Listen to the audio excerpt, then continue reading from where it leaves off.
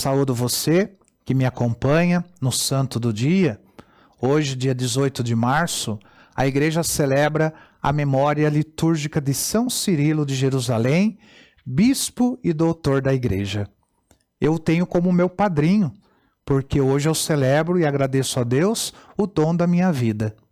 Então, três são os santos deste nome que ocorrem na liturgia. Nós temos São Cirilo, apóstolo dos eslavos, cuja festa ocorreu há poucos dias. Temos São Cirilo, patriarca de Alexandria, que viveu no século V, e ele foi um intérprete defensor da maternidade divina de Nossa Senhora.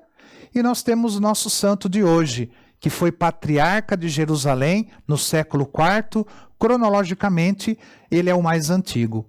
E a sua memória ocorre oportunamente no tempo da Quaresma, pois ele foi um catequizador insuperável na preparação dos catecúmenos ao batismo, obra que se realizava sobretudo na Quaresma para batizá-los no Sábado Santo.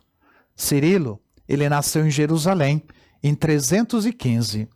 No início da era constantiniana da liberdade religiosa no mundo romano, porque Constantino havia dado a liberdade religiosa aos cristãos no ano de 313 e Cirilo nasceu em 315.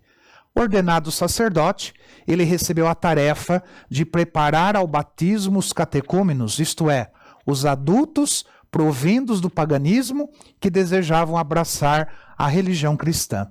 Era a tarefa mais importante e delicada, né, no magistério pastoral da igreja. Cirilo, culturalmente preparado, ele oferecia suas instruções com amor e dedicação incomuns. Conservavam-se, né, as famosas catequeses pronunciadas nas igrejas da ressurreição do Santo Sepulcro de Jerusalém, vazadas na solidez da doutrina e simplicidade da linguagem, a fim de atingir o povo todo. Nelas, Cirilo, ele fala do pecado, da penitência, do batismo, e ele comenta o símbolo ou credo, artigo por artigo. Noutras, chamadas mistagógicas, ele se dirige aos neófitos, isto é, aos recém-batizados, na capela do Santo Sepulcro na semana da Páscoa. Numa linguagem mais íntima, ele comentou nelas as cerimônias do batismo, da confirmação e a Eucaristia e também a liturgia. São verdadeiras obras-primas no gênero e importantíssimas também sob o aspecto histórico. Por isso, a Igreja considera São Cirilo o protótipo dos catequistas. Cirilo, ele continuou sua missão catequética também quando, aos 35 anos, ele foi eleito bispo patriarca de Jerusalém. Com temperamento pacífico, inimigo de controvérsias, São Cirilo, como bispo de Jerusalém, ele teve uma vida atribulada.